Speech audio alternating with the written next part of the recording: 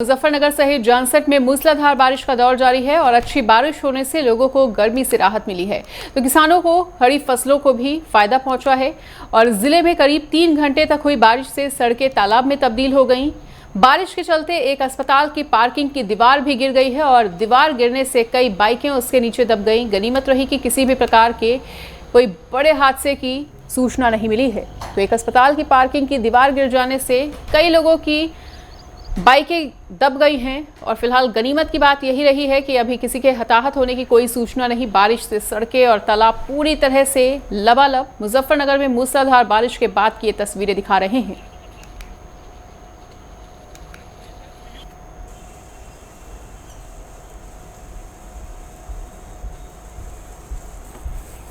तो बारिश से सड़कें तालाब में तब्दील होती हुई मुजफ्फरनगर की ये तस्वीरें बारिश के बाद की, जहां पर इस बारिश के बाद लोगों को उमस भरी गर्मी से जहां राहत मिली तो वहीं झमाझम बारिश से लोगों की परेशानी भी बढ़ गई है। लोगों को आने जाने में काफ़ी ज़्यादा दिक्कतों का सामना करना पड़ रहा है। हालांकि किसानों की फसलों को ज़रूर फ़ायदा पहुंचा है, लेकिन एक अस्पताल की पार्किंग की दीवार गिर जाने से तमाम तीमारदारों की बाइकें इसके नीचे दब गई हैं, जिन्हें निकालने में लोगों को कड़ी मशक्क़त का सामना करना पड़ रहा है। और फिलहाल गनीमत की बात रही कि किसी भी प्रकार के हताहत होने की कोई सूचना नहीं है।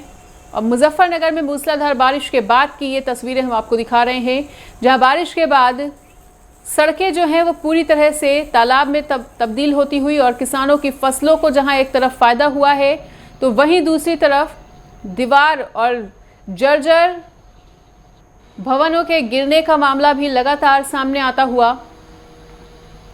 तो झमाझम बारिश से लोगों को गर्मी से राहत मिली है और फिलहाल किसानों की फसलों को भी फायदा हुआ है।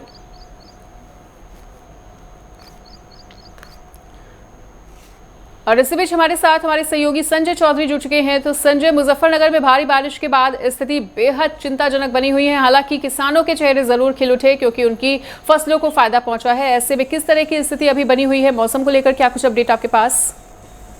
जी देखिए मनीषा, बताना चाहूंगा सहारनपुर और मुजफ्फरनगर सहित आज इधर पश्चिम उत्तर प्रदेश में बारिश हुई है। मुजफ्फरनगर के साथ साथ सहारनपुर में भी भारी बारिश हुई है और कई जो धमोला नदी है सहारनपुर के बीच से होकर गुजरती है। एक पांव धोई नदी है वो भी सहारनपुर के बीच से होकर गुजरती है।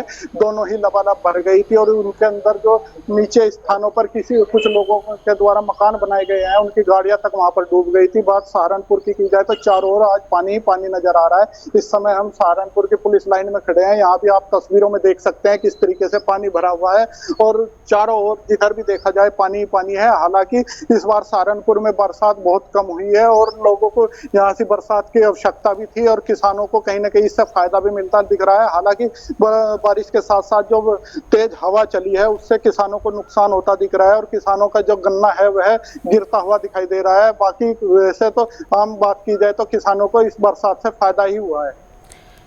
बिल्कुल संजय, ये भी जानना चाहेंगे कि जिस अस्पताल की पार्किंग की दीवार गिरी है और तमाम बाइकें नीचे दब गई हैं, वहां पर अभी किस तरह की स्थिति पैदा होती हुई बारिश के बाद?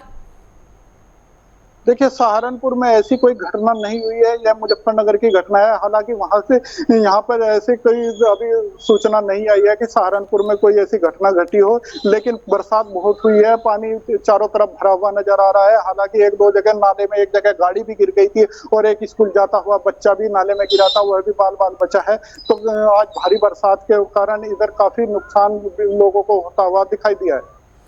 ठीक है संजय, तो तमाम जानकारी को साझा करने के लिए आपका बहुत बहुत शुक्रिया।